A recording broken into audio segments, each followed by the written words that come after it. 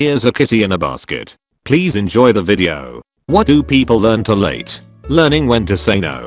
Learning how to apologize when it's your fault and how to not apologize when it's not your fault. Learning when to say no. This can be quite hard for non-confrontational people and/or people who prefer to avoid conflict in order to please people. Any tips for making saying no a more comfortable process? Consider what saying yes will cost you: time, energy, money, etc. If you really can't part with what it will cost, then no is a statement of fact and an act of self-respect. Also, recognize that other people are allowed to be upset or have negative emotions without it being your job to fix that, even if they say you're the source or reason.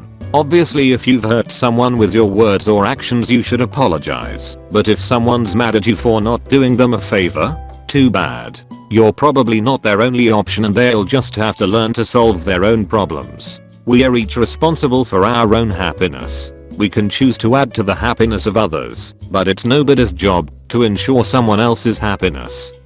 How to manage their finances. Lesson 1. $1,000 is not a lot to have, but it's a lot to owe. Lesson 2. It's much easier to blow $100 than it is to make $100. Lesson 3. 3 children is not better than 3 money. Lesson 4. If you can't afford a condom, you can't afford kids. Lesson 5. Something expensive and unexpected will eventually happen, whether you prepared for it or not. Have emergency money prepared for it. Lesson 6. A talent can almost always be turned into a trade if you work hard and market yourself correctly. Lesson 7. If you can't buy it twice, you can't afford it. My boyfriend was in a poker tournament where first prize was $250k. Someone told him, "Wow, that's quit your job money." We were very concerned for this dude's finances.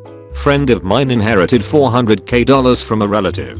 He announced it on Facebook, suddenly had tons of new friends, a new apartment, new electronics, new girlfriend who was madly in love with him. They got married in a huge ceremony. The money was gone within 18 months, and within 3 months of that she divorced him for being broke, and he had to move back into his mom's.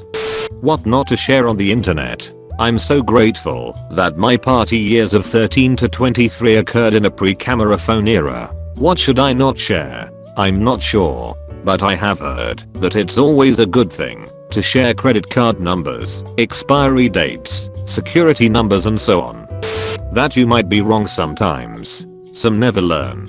I've discovered that my nature is to never accept that I'm wrong. I will give excuses, argue, but not accept. I've made it a resolution this year to just accept it when I'm wrong. In Western cultures, if you admit that you're wrong when you actually are and ask how you can do better next time and then do it, people will be a lot more impressed than if you're the guy who is never wrong. The value of a good/unconditional friend. Had the same best friend since I was 2. Don't know where I'd be without her. Me too. We are nearly 30. She's more like a sister at this point. We are really close and speak most days. Our kids are the same age as well. She's always got my back. She's kind, honest and loyal, and not afraid to tell me when I'm ducking up. I couldn't be without her. How dangerous driving a car can be. This is very true. I survived 2 car accidents without any scratch in 3 months. Drive safe and remember, just because you have priority way, it doesn't mean that they will give it to you. Pay attention. Sometimes letting go of your priority is the way to avoid an accident. Letting an idiot having his way is preferable to getting into an accident with said idiot, no matter how well you are within your rights. And also know that one day, that idiot will be you, because you lost focus, as humans tend to do once in a while. Interest rates, credit cards, credit score, money saving techniques, 401k. In other words, anything that keeps you from being trapped by poor money management. I straight up had to go out of my way to take a personal finance class to learn half of this shit, and that was like 2 months ago, and I already forgot most of it. That it's possible to do everything ducking right and still lose. Just life in it. Chavpakid.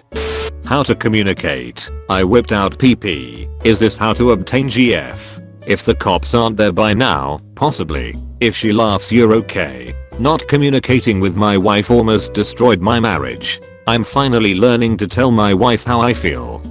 That happiness usually comes from a diverse range of interests, hobbies, and commitments. You are not your job. Your romantic partner cannot be your everything, etc. It's so easy to get sucked into a life where your career is everything, or where you wrap your entire identity around your partner. There is nothing wrong with celebrating your loved ones and being close. And there is nothing wrong with caring about your job, you just need more to thrive. I see this so often in relationships. Two people meet and fall in love. They each inspire one another based on their interests and achievements. It's part of what makes them fall in love. But slowly, over time, they let those hobbies go. Stress gets in the way. Bills pile up.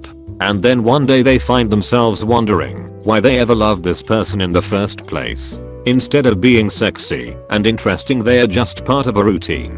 TLDR. Diversify your interests and activities to be happy. Don't rely on a single person, hobby, or commitment to give you everything you need. Social media can consume your life. It's not all real, and not everyone posting pictures is having a great time, and not every "I love you so much we should catch up" is genuine. That's why I use Reddit only, plus I don't have many friends. Under every girl's picture on Instagram or Facebook in the comments is "so pretty, beautiful." Don't worry if you aren't living an exciting or extravagant life. It's okay to live simply and quietly. It doesn't mean that you're wasting your life. That they are terrible at parenting. Too late and won't admit it. As a follow-on, don't accidentally have kids with someone who has told you they don't want kids. Overwhelmingly, they won't come to adore the kids. And there is someone in the back who is like, "You said overwhelmingly," as if there is a small chance. Just know the value of walking away from someone toxic in your life, even if it is your parents and family. If you are thinking of it, and are scared, and have somewhere where you can land in a safe place, then do it. It hurts like hell for a long while, but it gets better, and one day you realize how peaceful your life is, and you find you only miss the family you wish you had had. Don't ever think it's okay to talk to yourself in a manner you wouldn't let another human being talk to you. The biggest abuser I ever had in my life was my constant companion, the thoughts in my head. We often take care to choose our words when correcting a child or friend, but if anyone had talked to me the way I talked to me for 30 straight ducking years, I would have murdered them, and probably got away with it too. Be nice to yourself, you're the only you have. That some things can never be undone. The actions you take, and the words you speak, will come back around sooner or later. Yes, some words can never be taken back. I learned the hard way. This is why it's better to train yourself to think carefully before saying something. I didn't do that because I wanted everything to come naturally, but I realized that's just an excuse I used to avoid taking responsibility of things I said. Not everyone is going to like you, no matter how hard you try. You could be the juiciest peach in existence, full of flavor, yet there will still be those who don't like peaches. That most people will just help you, how and if they can, if you are honest with them. It seems like so many people feel the need to conceal what they actually want from you, and try to get it by presenting a half-truth or what they think you want to hear instead of just being straightforward. Sitting on your ass all day is not good for your health at all. Rolls over onto stomach instead. School. I'm gonna pretend I didn't see that. Sitting is the new smoking. It's silly, but seeing as how my heavy smoking mother passed away, and I sit a lot during the day, work, commute, hobby, that sentence motivated me to become more active, go for walks, runs, and to the gym. That it's never too late to learn. Saying "I love you" or wanting to reach out to your family, friends, and loved ones, but crippling anxiety stops you. You never know when it may be too late to say these things, so be in the moment and live/love in the present authentically. Also, to learn the difference between saying "I love you" as a statement and saying "I love you" but really meaning "do you love me?" It's fine to switch the real meaning from time to time. Everyone needs a little occasional reassurance, but if all my "I love you" utterances come from the latter, and especially the first one in a romantic relationship, I need to do some work of myself if I hope to have any quality relationships in my life. That the cliche "you never know when it's the last time you'll see" to someone should absolutely be remembered for every occasion. My best friend just died in a car accident this past Saturday, and the last time I saw him, we got in an argument, and he left, and we didn't speak after that. I'm destroyed by it. My grandpa passed away 2 weeks ago from cancer. We flew to Saskatchewan, where he lives, and managed to see him. I talked with him, and gave him a hug. Before we left, I had the feeling that I was never seeing him again. I snuck back into the room, and gave him one last hug, and told him that I will miss him. He died 6 hours later. I'm so grateful for whatever it was that told me to see him one last time, before we went home. That hating people who are different makes you nothing but unhappy. Mistakes have consequences. Sometimes they are huge consequences, such as a mistake while driving could kill yourself or someone else. Sometimes they are little consequences, but always learn from your mistakes, and that you should always be learning and improving yourself. To protect their ears, you don't want to live with tinnitus for the rest of your life because you were exposed to a loud noise once. How slippery a slope addiction is. How quickly trying something at a party turns into being hooked. Nicotine is a bitch. I know it's awful for me and my lungs, but I just keep on going back. How to not give a duck about how others see you. Seems simple enough for me now in my 20s, but back in high school there were many ducks given about how others saw me. Ironically, those people that didn't care how others saw them were often the more respected ones. Also, there's a difference between not caring what people think and being a shut-sucking taint monkey. Don't be an asshole and try to pretend you are just telling it like it is.